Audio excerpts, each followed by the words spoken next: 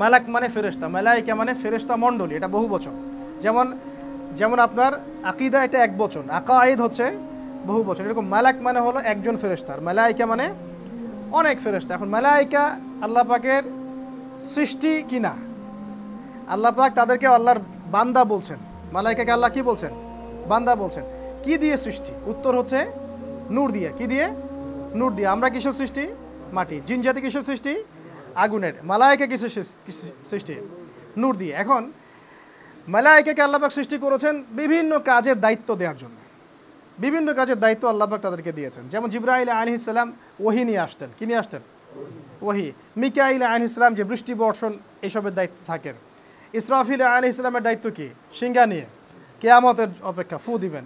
মালাকুল মউত মৃত্যুর ফেরেশতা, তিনি প্রত্যেকটা প্রাণীর মৌতের ব্যাপারে আল্লাহ পাকের হুকুমে তিনি দায়িত্ব পালন করেন। তিনি কি আল্লাহর হুকুমের বাইরে যেতে পারবেন? না। এখন এরকম অগণিত ফেরেশতা আল্লাহ পাকের আছে, অগণিত। কত? সংখ্যা কেউ জানে? সংখ্যা কেউ জানে না, অগণিত ফেরেশতা। আমাদের কাঁধে আছে 2 জন করে। কয়জন করে? 2 জন করে। তো এই ফেরেশতা মণ্ডলীর প্রতি বিশ্বাস রাখবো আমরা। আর ফেরেশতা মণ্ডলীর নাম আসলে কি পড়ব? আলাইহিস সালাম। কি পড়ব? আলাইহিস সালাম। আর এমন কিছু করব না যে কাজগুলো করলে তারা কষ্ট পান। যেমন এটা তাদের হক। আমি আকিদা ইমান আলোচনার সাথে সাথে হকটাও বলে ফেলছি। যেমন আল্লাহ পাকের সম্পর্কে আকিদা পরিষ্কার করলাম। আল্লাহর হক কি? আল্লাহর বিধান আমরা মেনে চলবো, আল্লাহর সাথে শিরক করব না, আল্লাহ পাকের আনুগত্য করব, তার দাসত্ব করব, তিনি ছাড়া অন্য কারো ইবাদত করব না, এবং তার দিন পালন করব, প্রসার করব, প্রতিষ্ঠার চেষ্টা করব। ফেরেশতা সম্পর্কে আপনার হক কি তাহলে? ফেরেশতাদের নাম শুনলেই আলাইহিস সালাম পড়বেন, ঠিক আছে? আর তারা কষ্ট পায় এমন কিছু করতে যাবেন না। যেমন এই যে আমরা অনেক সময় পেঁয়াজ খেয়ে মসজিদে আসি, তারা কষ্ট পায়। অনেকে স্মোক করে মসজিদে আসে, তারা কষ্ট পান। অনেকে যত্রতত্র আমরা নগ্ন হয়ে পড়ি, তারা কিন্তু এটাকে বিব্রত বোধ করেন, কষ্ট পান।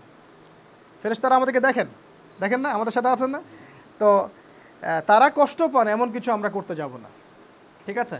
তো আল্লাহ পাকের ফেরেশতাদের হকগুলো আমরা তাদের হক তাদেরকে দেওয়ার চেষ্টা করব। আল্লাহ পাক তৌফিক দান করুন। এরপরে ফেরেশতা সম্পর্কে আমাদের একটা আকীদা থাকবে যে আল্লাহ রাব্বুল আলামিন অগণিত ফেরেশতা সৃষ্টি করেছেন, বিভিন্ন কাজের দায়িত্ব দিয়েছেন।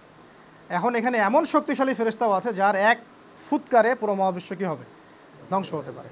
এখন ফেরেশতারা আমাদের জন্য যেন দোয়া করেন, সেরকম করে আমরা চলার চেষ্টা করব। কেমন? আমরা যদি ইলম অর্জন করি, ফেরেশতারা আমাদের জন্য দোয়া করবেন। আমি হাদিসগুলো বলার সময় পাচ্ছি না। আমরা যদি ইলম অর্জন করি, ইলমের পথে চলি, ফেরেশতারা আমাদের জন্য দোয়া করেন। আমরা যদি দরুদ শরীফ পড়ি, ফেরেশতারা দোয়া করে। আমরা যদি আপনার অন্য মুসলিম ভাইয়ের জন্য দোয়া করি, তখন ফেরেশতারা আমাদের জন্য দোয়া করে। মানে যে কাজগুলো করলে তারা আমাদের জন্য দোয়া করেন, এগুলো করতে হবে। যেমন সেজদায় থাকলে, মসজিদে এসে বসে থাকলে ফেরেশতারা ইস্তেগফার করেন। লাইলাতুল কদরে জাগ্রত হলে ফেরেশতারা কী করেন?